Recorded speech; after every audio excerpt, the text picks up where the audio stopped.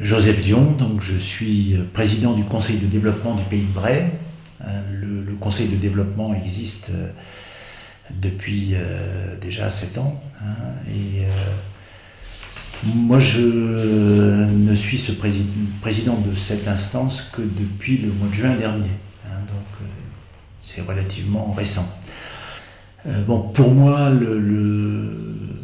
le pays, c'est un échelon de réflexion indispensable. Il est clair que nos communes sont petites, très petites. Beaucoup d'associations d'ailleurs ne dépassent pas le cadre communal, ce qui est quand même difficile dans notre situation du Pays de Bray.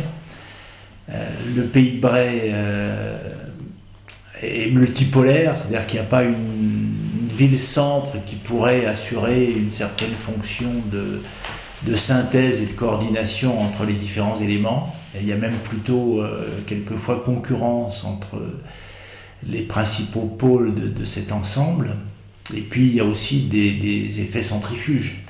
Le Pays de Bray, en fait, sur ses marges, est attiré, Londinière est attiré vers Dieppe, Argueil est attiré vers Rouen, etc. Et même en fait le Pays de Bray en entier est sous influence en quelque sorte. Quand on regarde les courants d'échange de marchandises, des échanges de personnes, il est clair que le Pays de Bray, s'il forme un ensemble géologique cohérent, s'il forme un ensemble cohérent au niveau des paysages, s'il forme maintenant un ensemble politique avec le pays, il est économiquement tiraillé par Dieppe d'un côté, par Rouen au sud, par Beauvais un peu, par Amiens aussi.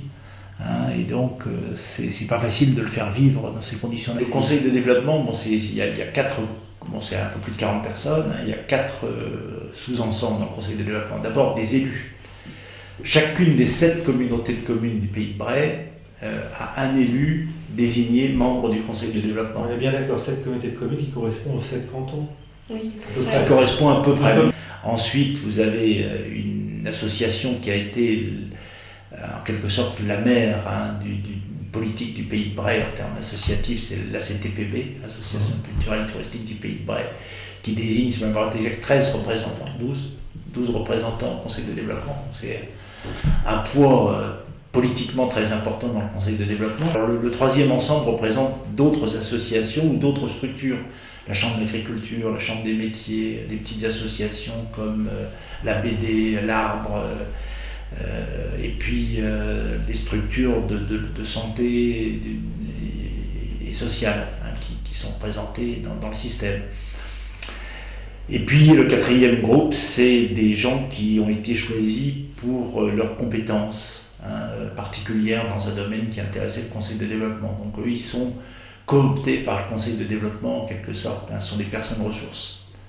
Ce qui me frappe le plus, parce qu'on parle de cette réforme des collectivités locales, etc., c'est le fait que les collectivités, pour fonctionner, sont obligées de s'organiser, de se regrouper en syndicats, etc. Et il n'y a pas 2 syndicats qui ont le même bassin.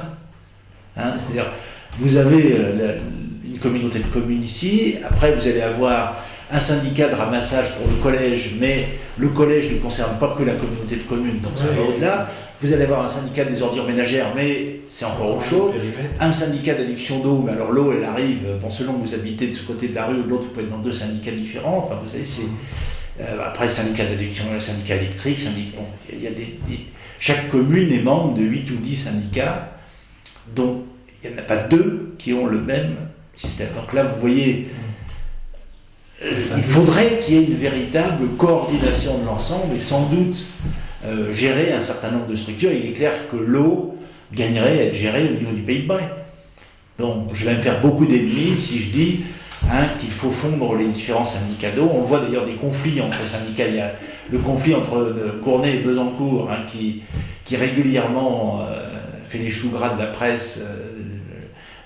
Cournay reçoit de l'eau du syndicat de Besancourt, ils ne sont pas d'accord sur le prix à payer, enfin c'est conflictuel depuis 2 ans, et on ne s'en sort pas. Il est clair qu'il serait plus logique, compte tenu de la nécessité aussi d'interrelier les différents syndicats pour assurer la continuité du service de l'eau, il serait bien plus intéressant d'avoir un système au niveau du pays. Bon, en fait, vous avez compris que je pense qu'on n'est pas assez coordonnés. On a au Conseil de développement des gens qui ne sont pas vraiment représentatifs d'un certain nombre de choses, qui ne se sentent pas représentants, hein, et qui ne rendent pas compte autour d'eux de ce qui se fait au Conseil de développement, de ce qui se dit au Conseil de développement. C'est-à-dire que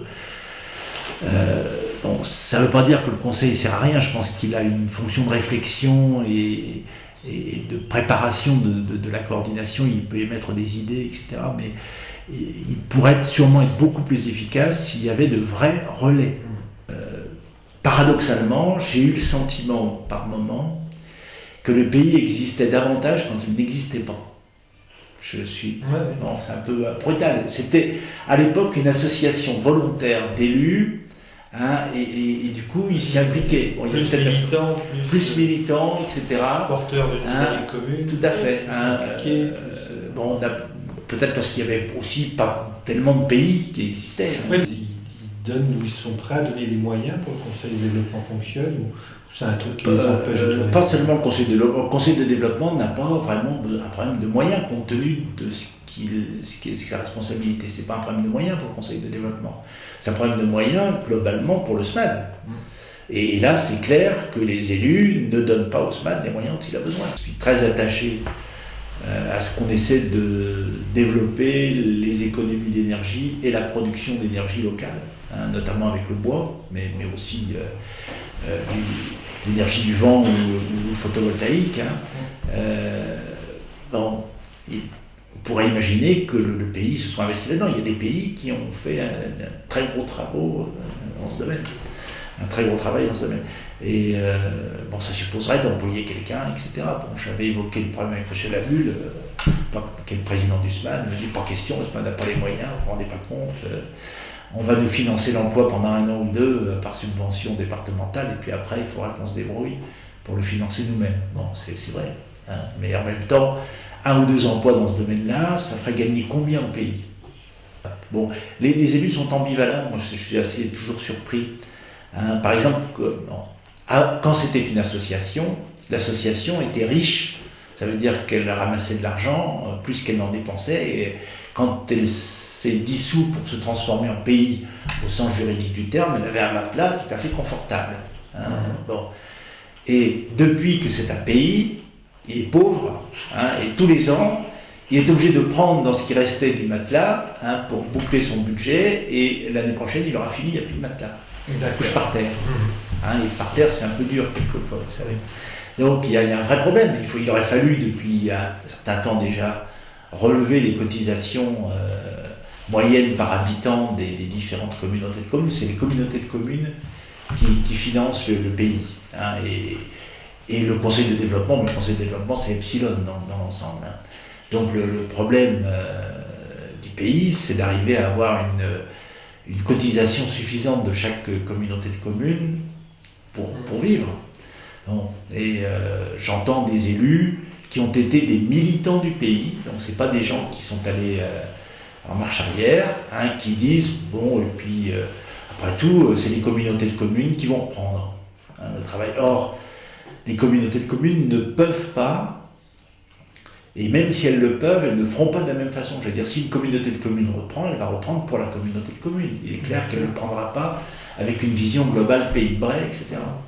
Alors on peut imaginer qu'il n'y ait plus que 2 emplois au pays, et puis que les communautés de communes refassent un certain nombre de choses. Donc, par exemple, imaginons, on dit le tourisme, le pays n'a plus les moyens de s'en occuper.